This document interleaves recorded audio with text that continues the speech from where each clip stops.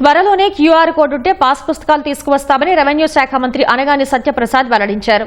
పండుగ వాతావరణంలో ఆగస్టు 15 నుంచి ఉచితంగా పాస్ పుస్తకాలు పంపిణీ చేస్తామన్నారు.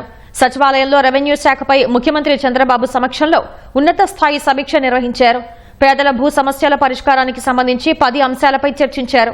10 లక్షల రూపాయల విలువైన వారసత్వ భూములకు సెక్షన్ సర్టిఫికెట్లు ఇవ్వాలని నిర్ణయించినట్లు అనగాని పేర్కొన్నారు. ప్రతి పేదవాడికి కూడా నివాసయోగ్యమైన ఇల్లు ఉండాలి. రూరల్ ప్రాంతంలో 3 సెంట్లు ఉండాలా, అర్బన్ ప్రాంతంలో 2 సెంట్లు ఉండాలా. అర్బన్లో మన టిడ్కో ద్వారా మంచి అవకాశం కల్పించాలి. దానికి అలాగే ఏదైతే జర్నలిస్ట్ సోదరులకు కూడా ఇస్తా అన్నారో అది లీగల్ హాజిల్స్ ఉన్నాయి, దానిపైన కూడా జియోఎం ఇవాళ ఇవ్వడం జరిగింది. ఈరోజు మేము అద్భుతమైన పాస్బుక్ కూడా తెస్తా ఉన్నాం. ఈ పాస్బుక్ కూడా దాంట్లో క్యూఆర్ కోడ్ ఉంటుంది, మ్యాప్ ఉంటుంది.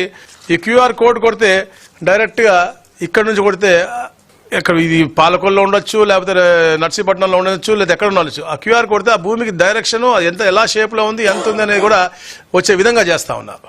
అలాగే ఒక ఆధార్ నంబర్ కొడితే అతనికి ఎన్ని భూములు ఉన్నాయి, ఎక్కడ ఉన్నాయి అనేది కూడా లింక్ తెచ్చే విధంగా కూడా గౌరవ ముఖ్యమంత్రి గారు కూడా సూచించారు. తప్పకుండా క్వాలిటీ పాస్బుక్ ఉచితంగా కూడా ఇవ్వబోతా ఉన్నాం. ఏదైతే 21 కోటి మంది గతంలో ఇచ్చినారో వాళ్ళందరికీ కూడా ఆగస్టు 15 ఒక పండుగ వాతావరణంలో ఈ పాస్బుక్లు అందరికీ కూడా ఇవ్వబోతా ఉన్నాం. కానీ అలాగే ఏం చెప్పేది ఏంటంటే ఈ పాస్బుక్కి బ్యాంకు లోన్కి ఎక్కడ సంబంధం లేదు, ఒక అపోహలో ఉన్నారు. అలాగే ఒక అద్భుతమైనటువంటి ఒక మ్యాపింగ్ సిస్టమ్ కూడా చేస్తూ ఉన్నారు.